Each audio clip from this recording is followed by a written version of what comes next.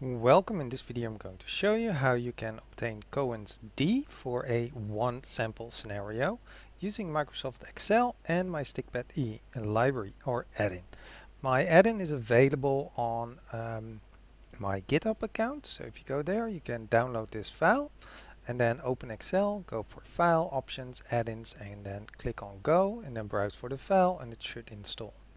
That should give you access to a lot of additional functions that I made, including es Cohen's D underscore os for one sample.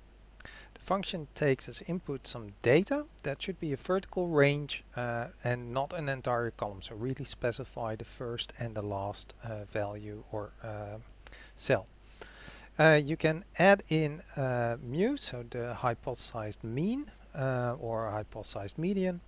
The default is otherwise used, which is the mid-range. This should be hypothesized mean. So in this case, I'm just going to be using 50 for that. And then, as you can see, I typed in the function, selected the entire range, and then the mu value, and it returns a Cohen's D of minus 0.1. Now, we can actually convert this to a regular Cohen D using the esconvert function and then specifying that it came from a one sample and I want the regular one.